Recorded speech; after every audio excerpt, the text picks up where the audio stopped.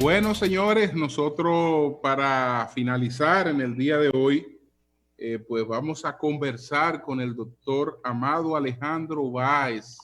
Bueno, una estrella el doctor Báez. Así es, asesor del Poder Ejecutivo en materia de emergencias. El director del Comité de Emergencia. Sí, sí. Buenos días, doctor. ¿Cómo está usted? Hola, buenos días. Gracias por la oportunidad. Doctor, usted ha afirmado que sería peligroso no extender el estado de excepción y las medidas en ese sentido. ¿Es así? Sí, la realidad es que hay cosas que están funcionando y esa receta incluye las medidas de excepción, por el estado de excepción y las medidas de emergencia.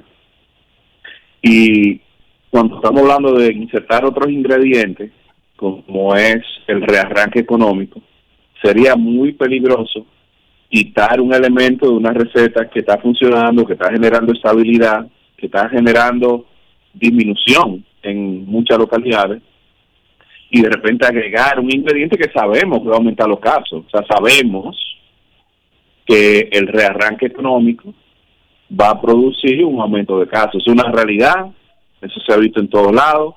El tema es que eso hay que hacerlo con mucho cuidado, hay que hacerlo con controles, hay que hacerlo con prudencia, pero de quitar un ingrediente en esa receta y agregar otro puede ser muy peligroso.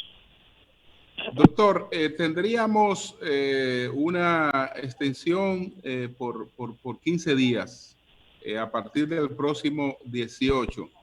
En ese tiempo, ¿qué podemos hacer para contener la emergencia? Porque es evidente que a partir de ahí habría que ir a cierta reapertura. Sí, yo creo que mucho de lo que tenemos que hacer es comenzar aceptando esta nueva realidad. El COVID se va a quedar hasta que tengamos un tema inmunológico preciso. Cuando hablo de un tema inmunológico, es la combinación de inmunidad natural a las personas que le ha dado la enfermedad y una vacuna. La vacuna va a ser la llave que nos va a permitir salir de COVID.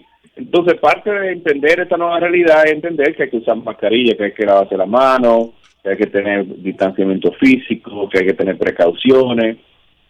Inclusive lo que estamos promoviendo ahora es un concepto de entender de que, bueno, comenzamos con quédate en casa. Y muchos dominicanos hicieron sacrificio quedándose en su casa. Sacrificio económico, sacrificio de bienestar, hasta de salud mental. Y ahora, con las conversaciones de rearranque económico, vamos a hablar de seguro en casa y seguro en el trabajo. Uh-huh. Y creo que por ahí es lo que tenemos que entender, de que esta nueva realidad implica que operemos, que funcionemos, que pensemos de otra forma. Y no solamente, inclusive en nuestro país no se están viendo conversaciones como se están viendo en otros sitios, como de que, bueno, es mi libertad y si yo quiero me pongo la mascarilla. Es una conversación de muchas personas, por ejemplo, en Estados Unidos. Al final hay que entender que ya esto no es un tema de que es tu decisión, porque tu decisión afecta la salud de otros. Entonces, si hay algo bueno que tenemos que entender, aceptar y abrazar con el COVID, es que nos está enfocando a ver las cosas desde una perspectiva más social, más colectiva. Entender de que tenemos que mirar el bien mayor, el bien común. Y de esa forma yo creo que vamos a poder continuar tirando para adelante.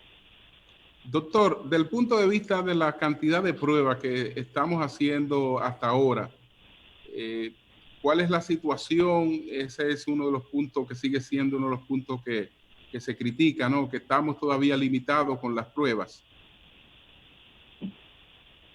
Sí, mira, el tema de pruebas, yo siempre agradezco la oportunidad para aclararlo. El tema de pruebas no es parte de una conspiración, ni de un esfuerzo, ni de un intento de no hacerla, porque si se fijan, hay laboratorios privados, múltiples laboratorios privados que están haciendo pruebas. Inclusive, la principal fuente de los resultados de prueba PCR es un laboratorio privado. Existen varios laboratorios públicos ya y varias máquinas dentro del laboratorio público que están haciendo las pruebas. Existen también mecanismos como las pruebas PCR y ahora pruebas serológicas avanzadas, pruebas rápidas, IgG, IgM, y pruebas serológicas avanzadas, IgG, IgM, que se están haciendo en laboratorio también. O sea que hay una serie de instrumentos de prueba que han ido aumentando. En el día de hoy se reportaron más de 2.300 pruebas. Ha habido un aumento en el número de pruebas. La oportunidad que yo aprovecho es para aclarar, o sea, no es por falta de diligencia, es que la República Dominicana no produce reactivos de pruebas. La República Dominicana no produce pruebas, las pruebas tienen que importarse. Y el coronavirus ha creado una dinámica económica muy complicada, ha creado un shock económico a nivel de suministro, pero también a nivel de línea de logística, y específicamente ha creado una muy, muy, muy importante demanda exagerada para esos insumos. El mundo entero está compitiendo con República Dominicana por lo mismo. Entonces, cuando bajan las pruebas así de manera tan importante, es porque no hay reactivos en ese momento. Sí, porque y miren, yo no sabía esto, yo no voy a pretender ser un experto en pruebas de COVID-19, no pretendo ser un experto en COVID-19, yo aprendí a ser experto en COVID-19 hace 5 meses, porque el mundo entero no tenía experto en COVID-19. Pero estos temas de prueba, nosotros tenemos conversaciones muy profundas sobre cómo optimizar eso. La semana pasada tuve una conversación con el mismo presidente Medina, que dijo, mire, todo lo que venga de la Comunidad Europea y del FDA, vamos a darle el visto bueno, vamos a hacerlo más expedito porque confiamos en esos procesos de calidad de esos productos. O sea, que no es tampoco un tema de burocracia y demás. Es un tema de que cuando hasta el proceso de compra tiene su particularidad, y eso nos lo comunicó representantes, líderes del laboratorio privado. Yo no sabía eso. Si uno hace una orden para 200,000 pruebas, muy probable no la despachan. Lo que los laboratorios exitosos están haciendo es que están pidiendo esa orden de 200,000 pruebas, la dividen en 10 pedidos. Y así es que le llega. O sea, hay cosas muy, muy particulares de este proceso. Hay una granularidad, una especificidad de cómo se hacen las cosas y de cómo o sea, es un tema de competencia. Dominicana compitiendo con Panamá, con Colombia, con México, con el mundo, para la compra de esos suministros. Entonces, nada, aprovecho porque sí es bueno que se sepa que me consta que muchas instancias del gobierno, muchos ministerios, muchos ministros están súper involucrados en optimizar el aumento de pruebas. Y no es por falta de diligencia, es un tema complicado. Lo que sí es bueno decir, que quizás me dan la oportunidad, es que con estas conversaciones de rearranque económico, hemos hablado con los empresarios y dentro de los protocolos de rearranque en cuanto a seguridad, el trabajo, con respecto a estos temas de COVID, estamos insertando protocolos porque las empresas quieren hacer pruebas. Y dicho sea de paso, hay empresas haciendo pruebas que no las reportan. Eso no es un secreto. Las empresas que están comprando pruebas rápidas las hacen para sus empleados, pero no las reportan. Y muchos no las reportan no por saber, porque se le ha compartido el formulario de reporte. Las pruebas, entonces, que se hagan en las empresas bajo estos protocolos formalizados de rearranque, necesariamente deberían reportarse a nuestro sistema centralizado de reporte, lo que promocionamos, comunicamos cuando abrimos el C5I y el Centro de Exclusión Epidemiológica.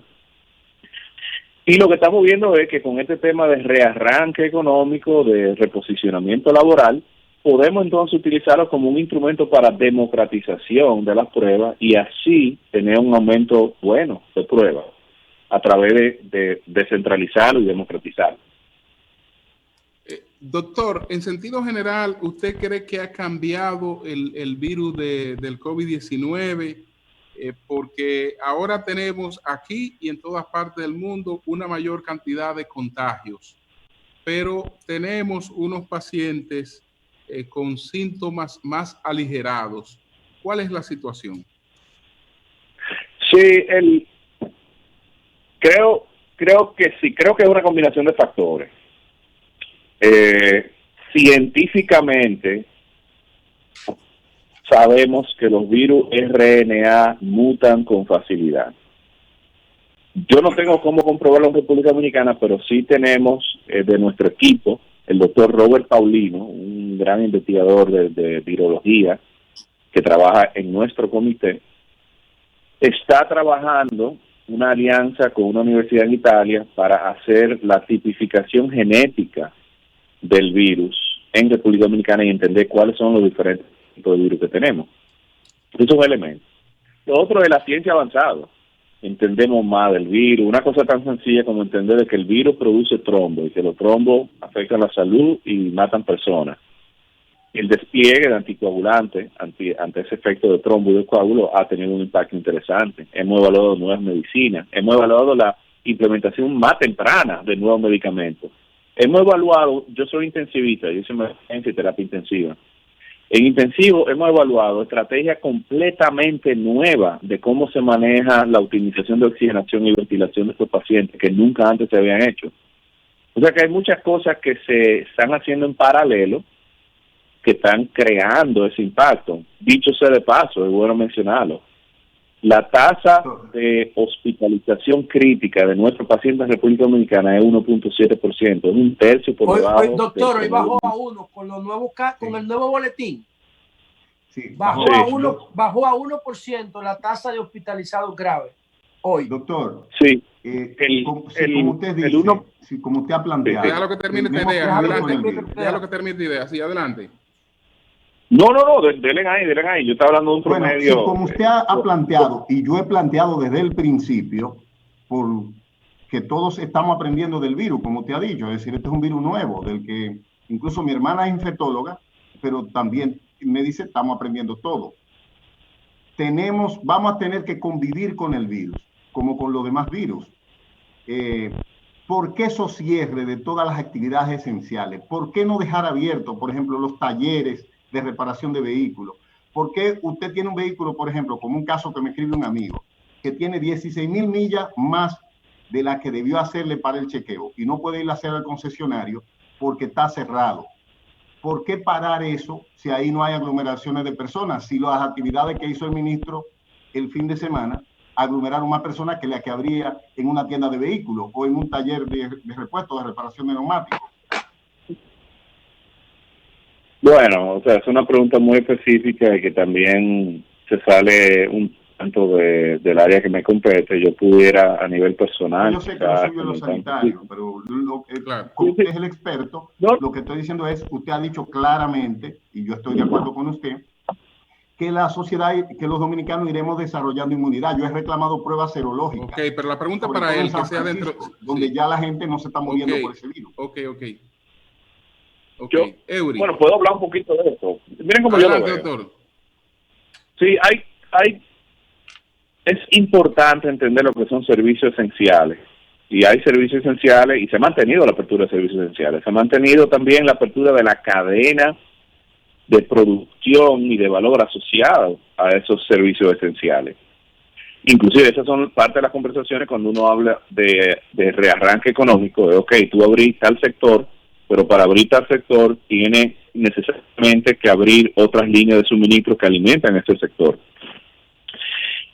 No sé el caso específico de talleres, de verdad, o sea, no entender los horarios de los supermercados, que nosotros lo hemos planteado, porque la gente, por ejemplo, los supermercados tienen que cerrar a las 3 para darle 2 horas a los muchachos que viven lejísimos que lleguen.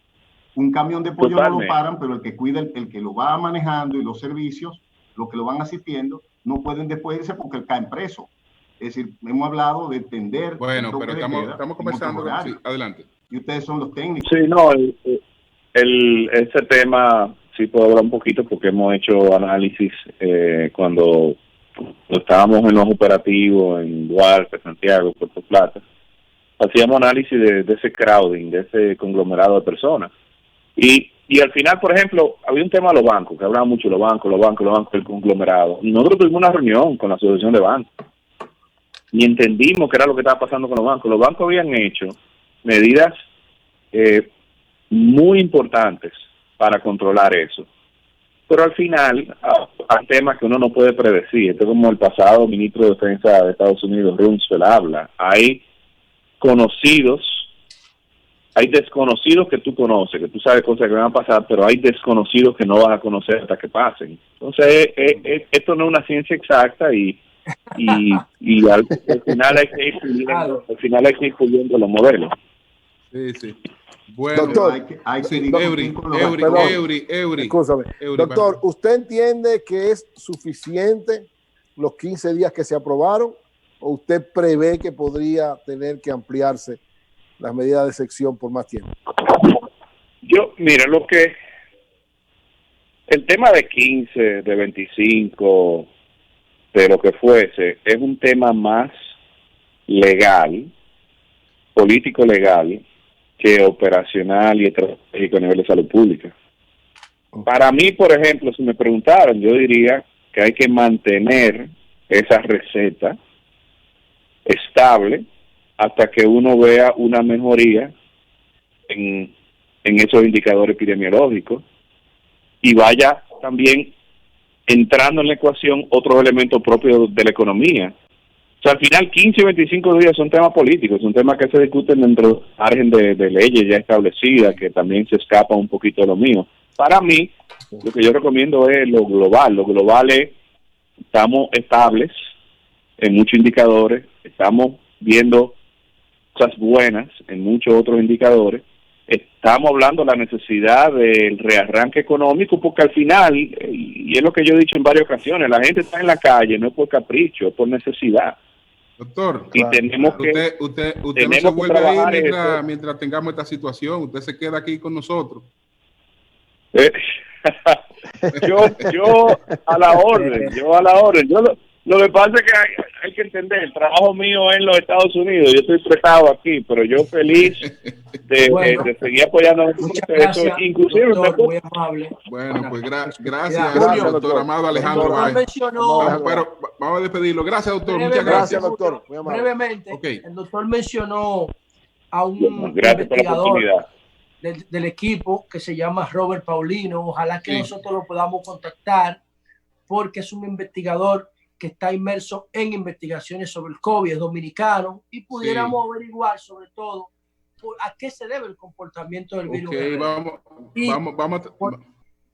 Y por último, de mi parte, algunos hallazgos interesantes, rápidos del boletín.